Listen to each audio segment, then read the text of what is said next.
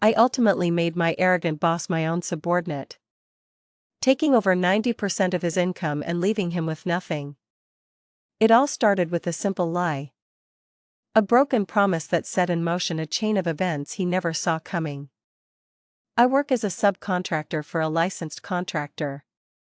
Let's call him Frank, who in turn works for a realty company. The setup is simple: the realty company buys houses, and Frank sends my coworkers and me to flip them and get them ready for the rental market. I started out as a plumber, so the transition to general contracting work was a challenge. But I learned fast. Eventually, I became a valuable asset to Frank, and by extension, to the realty company. Frank was infamous for being an ass when it came to business and money. He was in a constant state of rage, always yelling at the plumbers, the painters, and everyone else about their prices or how long a job took. I could understand if his anger was warranted, but it never was. He supposedly makes over $2 million a year. So I never understood why he'd ruin professional relationships by screaming over $100. When tax season rolled around, he handed out 1,099s to everyone else. But when I asked for mine, he claimed he'd lost it and got angry every time I brought it up. A commenter on my original story later pointed out something I wish I'd known then: if you don't receive your 1099, you can contact the IRS directly at 1-800-829-1040, and they will help you get it.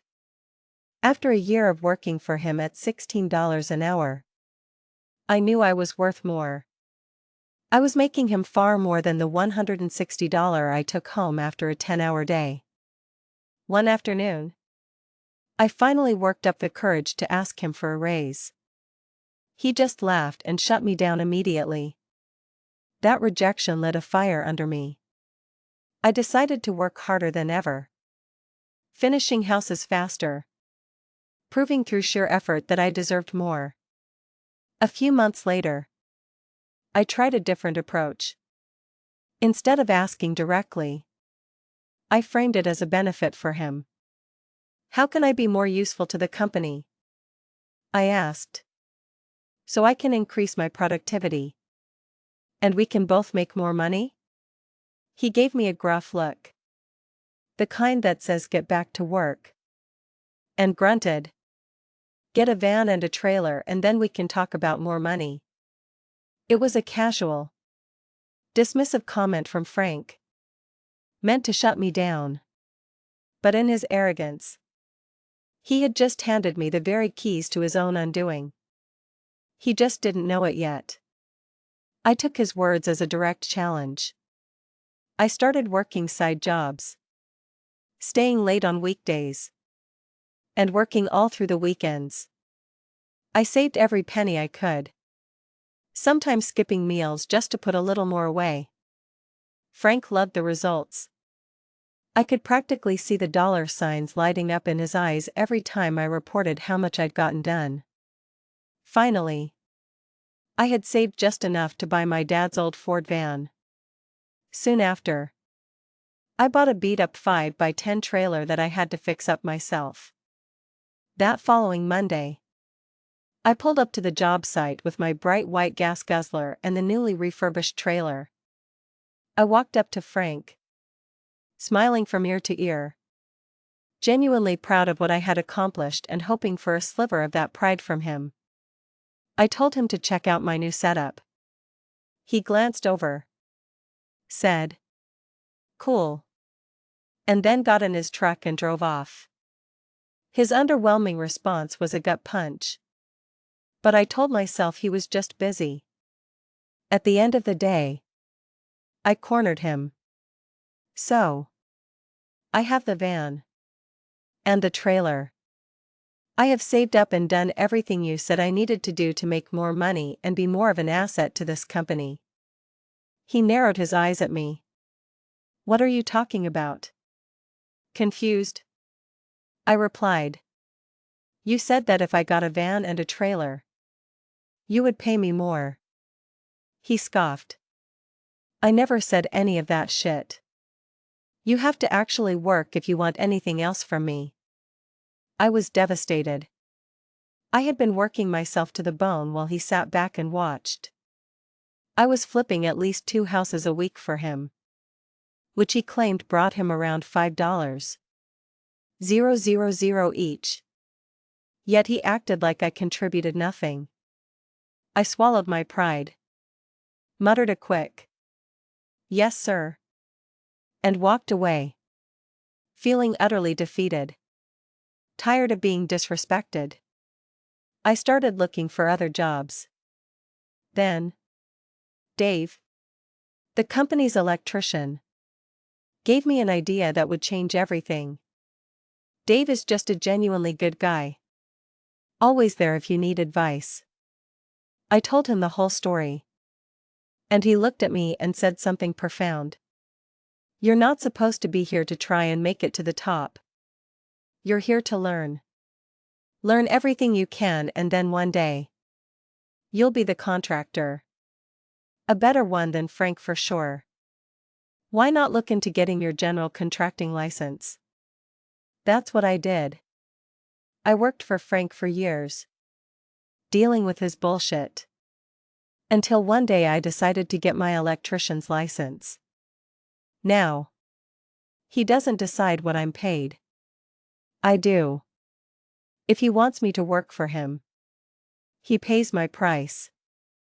If not, I have other customers. As one person later commented, Dave deserved a round of applause. He seemed to believe in me more than I believed in myself and gave me that essential nudge. His words sparked a new plan. This was no longer about a raise.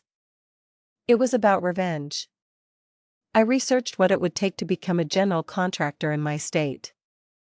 I needed books, references, a bank reference, and to pass a notoriously difficult test.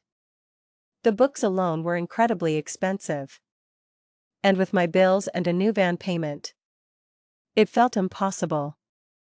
But then I found a local online group that needed a handyman for odd jobs. It was perfect. The extra money started flowing in, and my name started getting around my small town. I repaired fences, installed toilets. I used every skill I had from my plumbing days and my time with Frank to build a solid reputation. References, check. Next, I started my own business. I did the research, filed for an LLC, got my liability insurance, and did all the necessary paperwork. I sent in my application for the contractor's exam and waited. 3 weeks later, a letter arrived inviting me to take the test.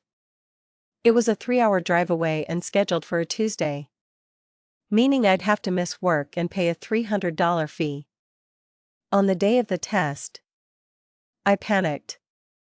It was open book. But I was so flustered that I ran out of time before I could finish. I was crushed, disappointed in myself. I basically gave up on the idea and resigned myself to just working my job and my small side business. A week later, I was holding my son.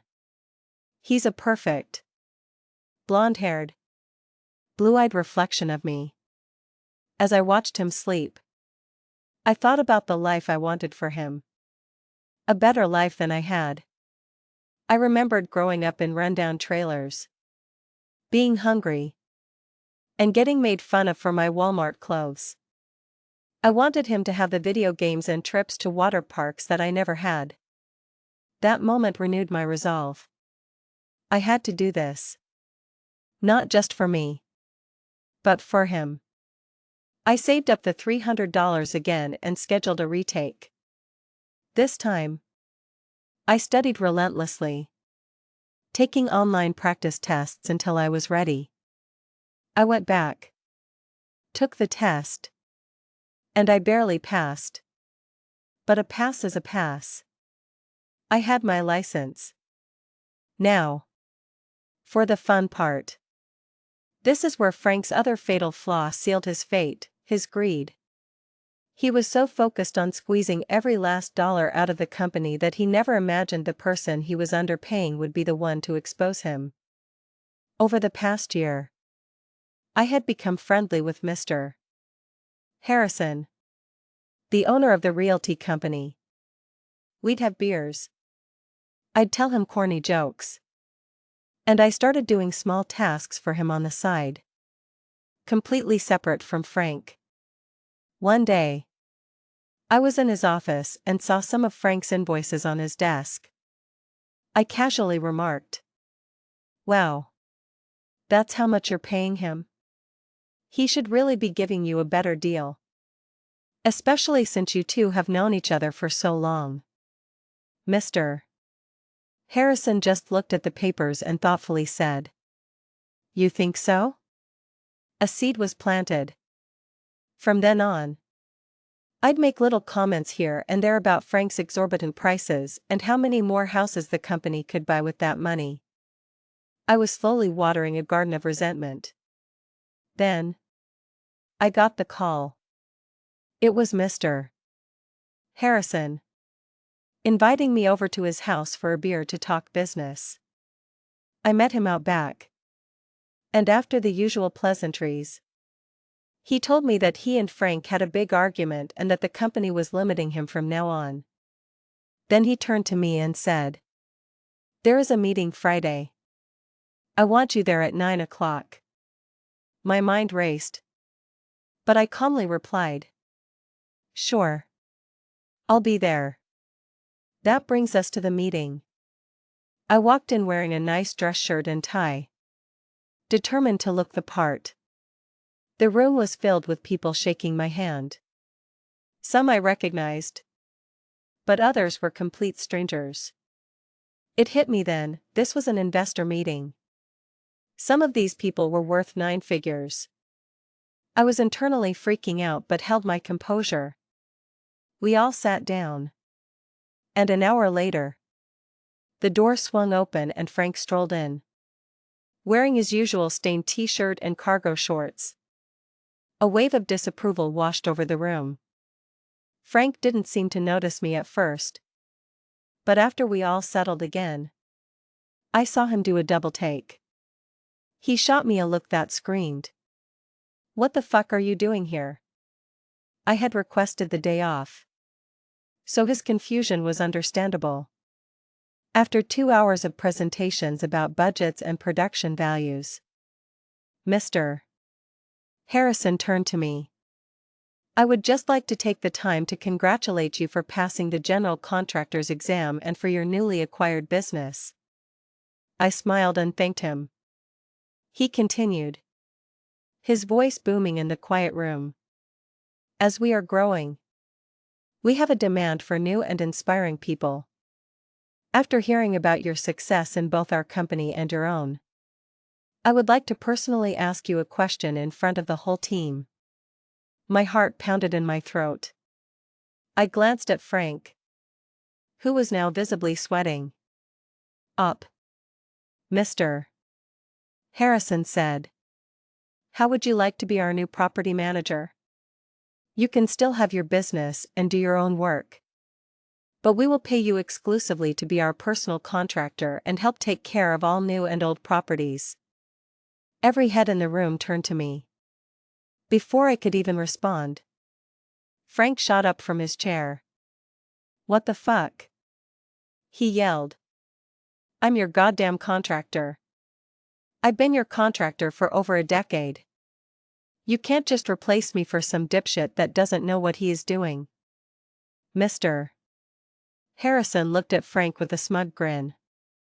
"We're not replacing you. You will just answer to him now.